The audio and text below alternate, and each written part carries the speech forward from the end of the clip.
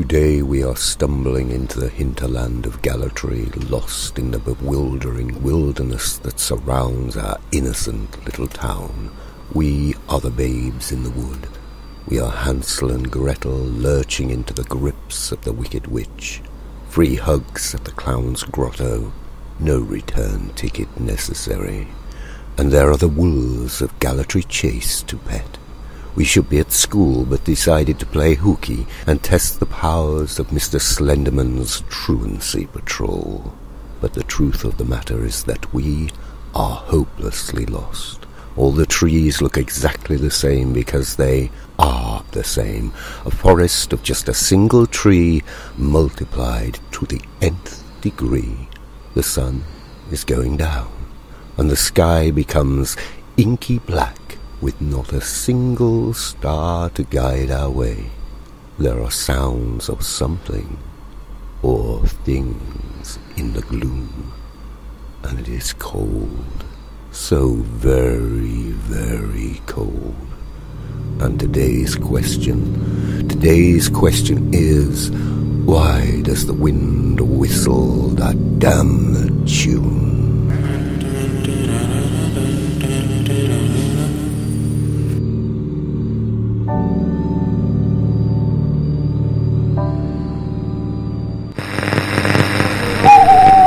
It's closing time, and a gaggle of world-weary regulars are in their local pub, the Cock Inn. Aging musicians, tickers, hypocrites, fools, and the desperate. You know, the usual crowd. The landlord, simply known as the captain, breaks through the hubbub of the pointless, repetitive drivel with an order.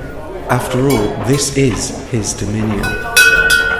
Time, gentlemen, please. It's time at the bar. One regular who is sat at the bar leans across to the captain and whispers, "I thought we were having a cock-in, lock-in tonight, Captain. You know, the cribbage committee special meeting." We are. There is important business to attend to. Let's get rid of the others. I don't want any outsider ears for our business tonight. The pub is now quiet. About 10 men remain. The captain has bolted the door and the main lights are switched off. They all congregate around one table. Long shadows cast over the sheen of the beer-stained carpet, now in its twilight years, shagged pile. The captain stands. I call this meeting to order. I, the cribbage master, seek your attention. Cock in! Cock in! Cock in! Now we have been convened by the pub call. We silent few, are bound by the oath. There are submissive nods of agreement around the table, as all look at each other, their souls blacker than their stout. After our last outing, it is now time to select a candidate for the next event. I sense we are all feeling the hunger again, and it's time to put it to the vote. As we all know, only a unanimous vote will carry. We can only do this as one, as legion, so there is no loose ends, no loose tongues, no cribbage leakage, no turncoat, tattling, traitor tickets, if you catch my drift. The captain glanced across at Benedict, who quickly looked at his hands, lying palms down on the table in front of him. He sensed that the captain could see the sweaty palms through them, the look of a backhanded criticism. Fetch me the biscuit tin, snaked out the captain's command. The tin is brought forth and slowly passed around the table. One by one, each hand ceremoniously puts money in. The captain receives the tin back and starts to count the crumpled notes. Well, gentlemen, we have enough. Let's put the outing to the vote. The captain surveys the hands shown. And you, Benedict? Good. We're all agreed. I must begin the preparation. Remember to look out for my signal. You know, in the usual place.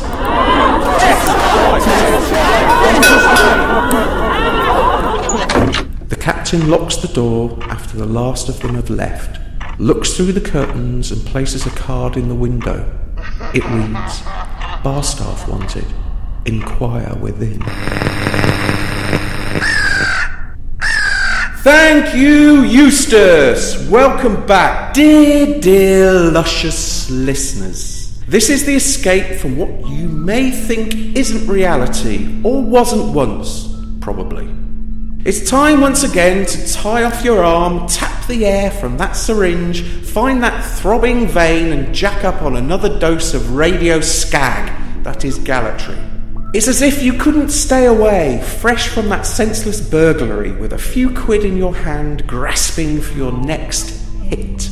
No matter, we are all equal here. I don't care where the money came from, just as long as you came back to me. You know I always look after you.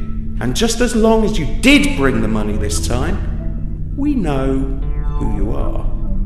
I have an update on a story we covered on our community slot, the not very cogent opinion wall, a couple of days ago.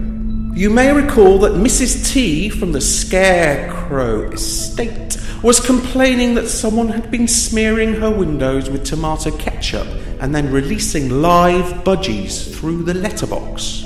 It was actually direct marketing by the illiterate owner of You're Having a Falafel, who was simply posting a flyer through her door and highlighting his restaurant's condiment offering. But more on local eateries later. We have another wall post from Mr. A, who has some relationship advice. He says, don't bother with those expensive clown dating websites like JohnWayneGacy.com. Simply go to the old bunker behind the woods near Jericho Farm. It's easy to find. It's the one saying free hugs on the wall. We have also been trying to track down local medical enigma Herbert Grace, who we were told had an ear transplant as a child and went searching for the donor, as all he could subsequently hear was "Ready, aim, fire" for the rest of his life. It turns out he was listening through Gary Gilmore's ears. If anyone knows him, please get him to get in touch with us, as he won't answer his calls. Peachy. Local Civic Update. We now go over for a slightly staged, cringe-worthy press conference with Mr. Prentice outside the foundations of the ziggurat at Ground Nero. He still looks very smart, but what's this? He's wearing a helmet and knee pads, perhaps a portent of the mayor's return, when he has to grovel once more under the democratic baseball bat of unpopular policy mishandlement. High five! Babylon rise! In the mayor's extended absence in Germany on official skiing business, I wanted to give you all a civic update. We have a growing problem here in this town, literally. It's childhood obesity. Our lifestyles, fast food consumption and lack of exercise are leading to an epidemic in our schools of fat kid name calling. This is now putting pressure on our social services. The newly appointed head of the Gallatry Secure Home for Disturbed Children, Mr. Slenderman, has reported an increasing problem of children simply dying whilst under his care unexpectedly.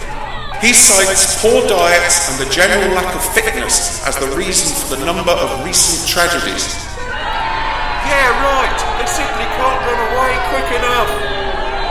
Prentice ignored this and continued. It is my civic duty to minimise our tax spend, and we think that prevention is better than cure, so I propose a new public health initiative. We will all become plonkers. I announced that we will be setting up pedestrian plonking lanes all over the town to promote public health in our young people.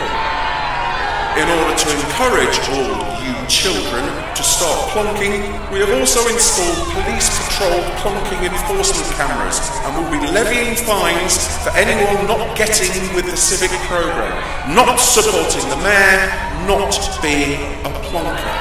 I also announced that we should be promoting healthy eating this week, and we have organised the inaugural Gallatry Multicultural Healthy Eating Festival. It's called Get Stuck In Gallatry. So get yourself down to the shopping precinct and try some of the fare on offer from all over the world. Get stuck in Gallatry. Thank you. Prentice then attempts a plonking manoeuvre off the rostrum, wobbles precariously on the edge for a second, recovers, and then suddenly simply disappears from view as he plonks to the ground, to many cheers from the crowd. Simple pleasures we have here, we happy few. Welcome back! Get stuck in, Gallatry! I'm once again joined by consumer Dave in the studio. Hi Dave, how are you? Has your wife let you back home yet? Hi man, I told you that the future was plonking, dude. We're all plonkers now. Cowabunga! Yes, and seemingly we will now be criminalising our kids for being overweight and then sending them to their deaths in a special school. Very progressive. You cynic. Well, you liked the Blinch Agio that I left, didn't you? How did you get on with it? Was it lush and buff? Blinch Agio? Oh, that curvy thing in the vinyl vault. I wondered how it got there. I don't remember at all. Anyway, why have you grown that beard, Dave? You look like a hairball kebab on a stick in those skin-tight jeans and bomber jacket. Hang on, is that a Harrington? I used to have one of those at school. You main mock. This is what everyone is wearing now. This is the future, Mr. Babylon Man. This is 200 quid's worth of designer, retro, ironic coolness, and I bet your man got yours from down the market. Welcome to the modern world. No ideas, expensive, arrogant, self-obsessed. At least my jacket meant something to me. Rosso said that all men are born free, but everywhere eat in chains. Prentice's health campaign has blamed poor diet and lack of exercise for the current infant mortality rate here in Gallatry. Loath as I am to ask, so then, Consumer Dave, have you got any alternatives for our curious listeners? Indeed! The future of simple, quick food needn't be unhealthy or boring. I've got some lush ideas which your listeners should try if they want to be cool. First up, hungry? Then try the Hungarian Goulash Bistro. It's a Gallatry take on this classic Hungarian staple. The food is literally haunted. You must exorcise the meal with the ancient Hungarian method of whipping the spirits away in order to taste. Great for bachelor parties or hen nights out. Growl. Fancy eating al fresco? A bit of adventure? Heads up, campers! Try Bear Grylls. A literal take on the teddy bear's picnic. But they got the big surprise this time. Lushamundo! Or what about a street version of the fried chicken restaurant? Try Plate Out of Compton. It's more of a lifestyle choice than anything. Their motto is snacks to whack to. And why not sample their new drive-by service for real gangster chicken in it? Here, try some. Oh, okay. Wow, I can really taste the CPT in that. Okay, next up is the Korean restaurant on the high street called Poodle Noodles. No need to ask what's that. It's dog. Lush, try a bit of this. Are you sure this stuff is, well, safe? Yes, of course. They don't call me Consumer Dave for nothing. The next one is from Rotterdam. It's a traditional Dutch stew canteen called Stew Unlimited. Try this, it's great. It's got sausage in. Okay. Yuck! It tastes a bit banal and will probably repeat on me. I think I've had enough now. Just one more, dude. This is from Wolfsburg in Germany. It's a wolf meat burger. I got this from the Burger Off stall. Tell you what, I'm a liking that. Blimey, Consumer Dave, you've eaten a lot. Get stuck in, Gallatry. Welcome back, dearest listeners. It's 7ish in substandard Gallatry time, and all that we thought could be real may still be, somewhere but for a limited time. So act now. I'm not feeling too well. I fell asleep and was dreaming that Snoop Dogg and I were playing swing ball, and now I've got a banging headache and there's a tune that's beating in my head again and again and again. I can't get rid of it. I feel awful. which is worrying after eating at the first healthy food festival fair. I better tell Donna P. Damn that continuity bucket. Where's the piddler? It's dark down here. Whoa, amigo. I was just enjoying being in hiding, enjoying the darkness. What's up? You look awful. I was tasting the stuff from the food festival with Consumer Dave and I started to feel ill. Have dreams about rappers, feel uneasy, got a headache, and I can't get some repetitive addictive tune out of my head now. Really? What tune? Interesting. What did you guys eat? I had gangster chicken, dog noodles, and a mouthful of Dutch stew, and started to feel a bit sick, but Dave carried on and had the Wolf burger too. Well, it seems that you've got a slight case of Stew Unlimited poisoning. That tune in your head is a symptom of the 1993 hit There's No Limit by Dutch techno act 2 Unlimited. I'm more concerned about Dave if he ate the lot and the Wolf burger. Remember, if there really is no limit, he might be trying to reach for the sky as we speak, which could be bad considering he's driven to, well, consume things. Blimey, you mean his consumption may be out of control? Gone wild? I better try and ring him. Come on, Dave. Pick up. Pick up. It's early evening and an April full moon rises over the crooked dusk rooftops of Galatry.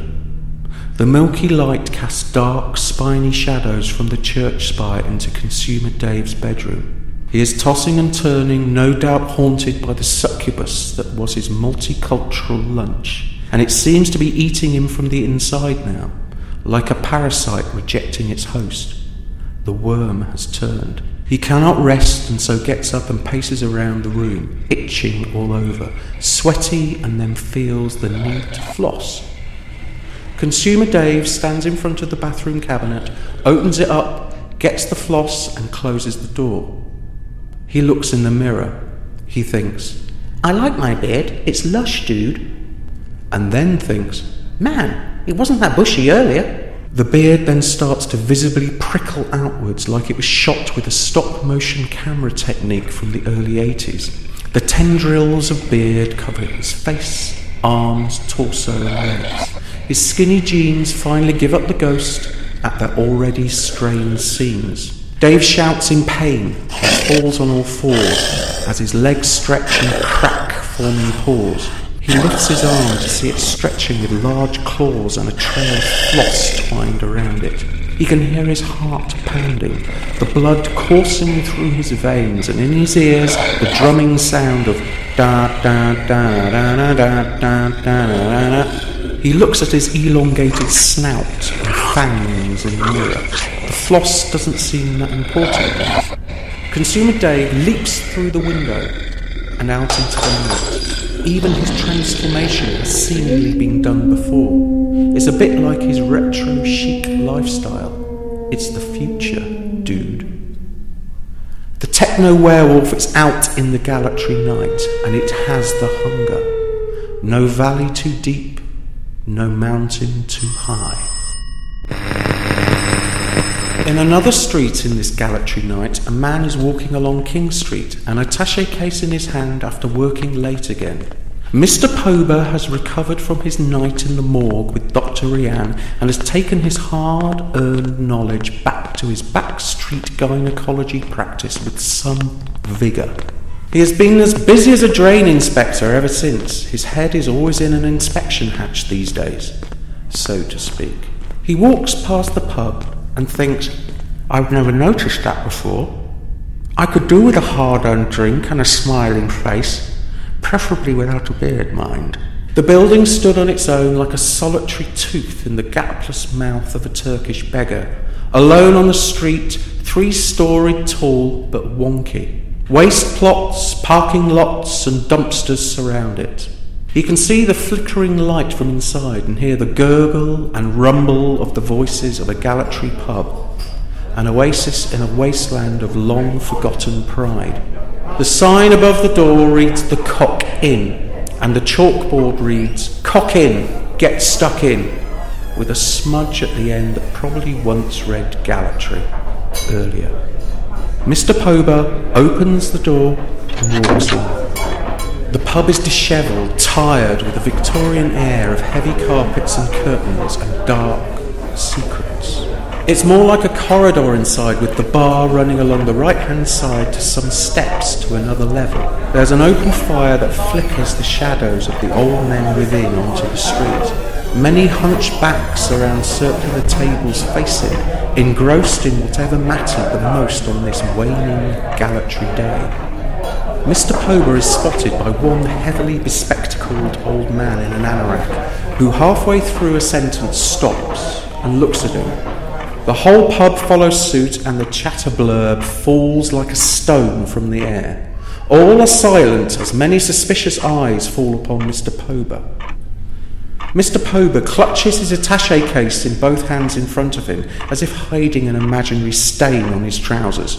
He feels uneasy, standing alone like a monolith at the threshold on the battered carpet of many foot trod.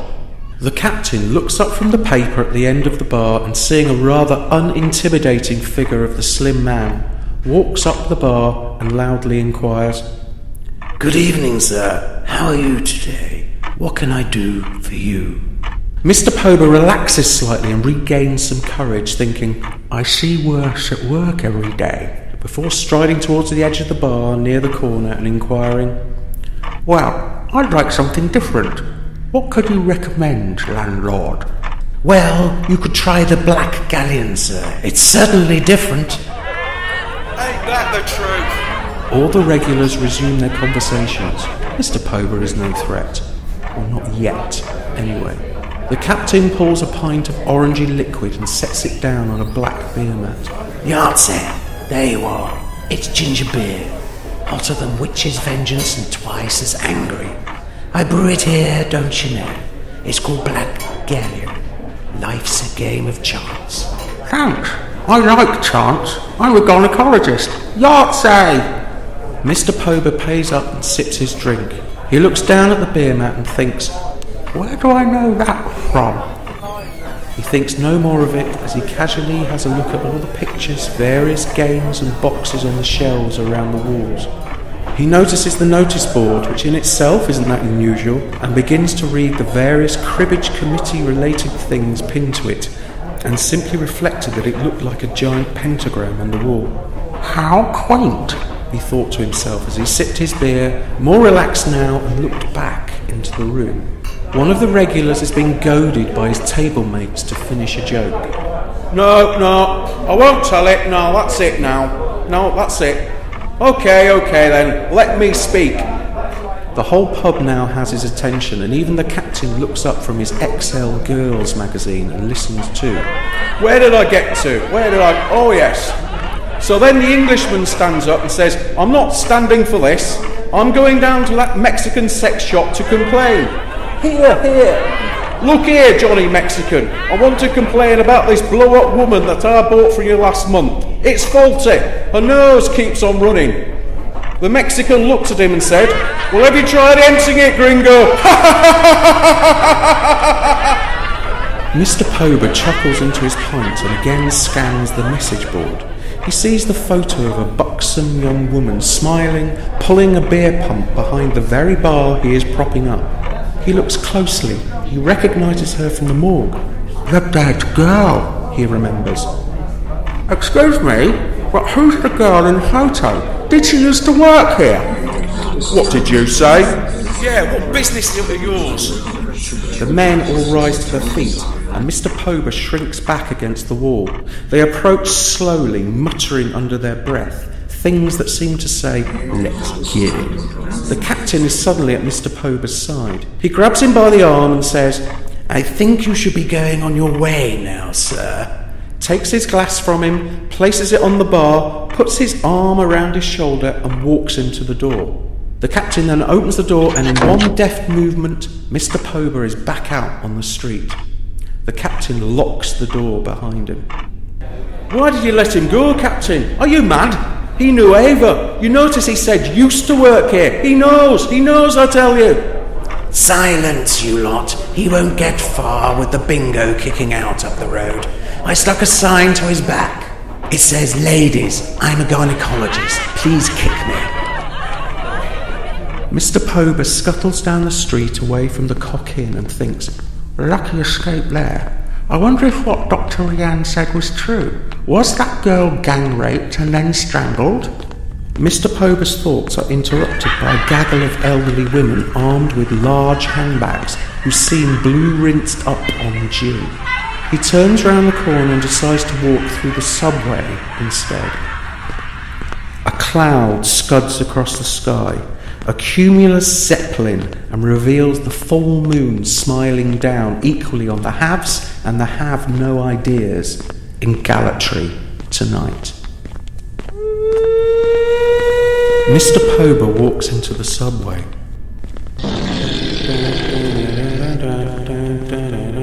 Hello? Is someone there?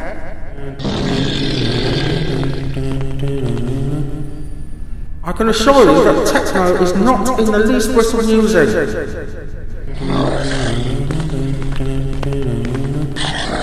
I will report this.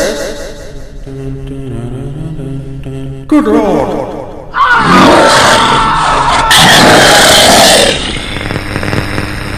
Welcome back, dearest listeners. It's another perfect day here in chocolatey, gooey gatto heaven.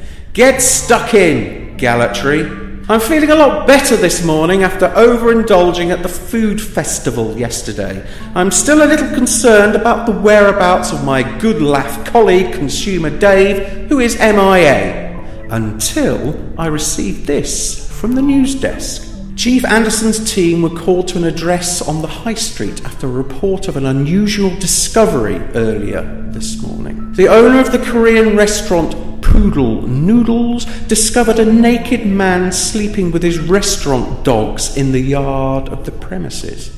The man could remember nothing of how he got there. Chief Anderson says the man, believed to be a radio lifestyle presenter, was released without charge on account of his stylish beard. It's a bright sunny day and the crows are playing drop stick head in the trees above. A buxom young woman is clicking along King Street in her interview heels past the parking lot, her CV in her hand, and stops outside the Cock Inn. This must be it, she thinks. She looks at her watch, midday, adjusts her hefty bra and pushes the door and steps up into the pub. As her eyes get used to the change in light, she is just aware of the smell of the place at first. The smell of the dead fire, the dead beats, the dead end. Smells are one of the most honest senses, sometimes veiled by the smelly, but always subconsciously understood by the smeller, as we have found out when Prentice banned smoking in pubs. Hello, you must be Faye. The captain's voice slithers from behind the bar. I was just doing a bit of some stock adjustments. He appears from behind two large vodka bottles on the bar, one full, one empty, and a funnel in his hand. He walks over to the girl and says, Would you like a drink, my dear? Please sit and we can have a little chat. The captain and the young woman are sitting at a circular bar table. She sips lemonade and the captain is reminding himself of her CV as he tries not to look at her smooth, chunky legs. The captain breaks the silence and says, Corder, interesting name. It says here that you can drive. Yes, that's right. That's why I need another job. I'm saving up to buy a car so that I can take my sick mother to the supermarket. A car, you say? That's really good news, as my brother Justin is a used car salesman. I will get you a great deal. Perhaps we can arrange a test drive soon. Oh, that would be wonderful. Thanks so much, mister. Please, my dear, call me Captain. Everyone else does. Well, where can you start? We've missed some young blood round here, I can tell you, since dear Ava left us. Left you? No, I meant she went to work in my other bar in Spain, the Sunburnt Arms, on the Costa Muertos. Ask anyone round here, they'll tell you the same. It says here that you were a gymnast at school. Can you still do the splits or the crab? I think so. I know I've put on a bit of weight since. I can still get into a few positions now and then. As Faye giggled and the captain laughed, they chatted some more as he pottered around the bar doing odd jobs. He walked over to the cribbage board and pinned a handwritten sign over the photo of Ava Hanker. The sign read, "Cribbage Committee Outing Confirmed." Under the Centenary Bridge, the voices rise louder and louder, drifting into the Gallatry night. Now, later, tomorrow, now, hey, later, soon, now, regret, later, vote, now, spare, later, in Gallatry, again and again and again.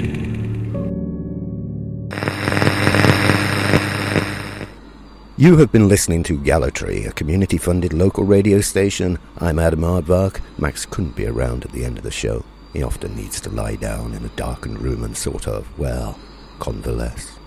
If you enjoyed today's show and want to know more or simply express a simple and not very cogent opinion, then email us at welcometogallatry@gmail.com.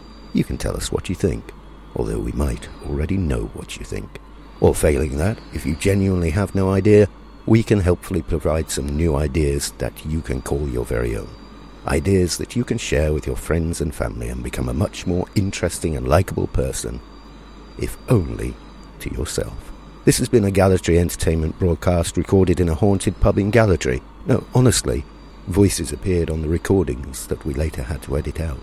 I think we got them all, but who's to know for sure? Anyway, Gallatry is performed by Max Black, written and recorded by Max Black and Adam Aardvark. Is copyright Gallatry Productions 2015. Thanks for listening. But remember, on your next journey home, Gallatry may be just around the corner.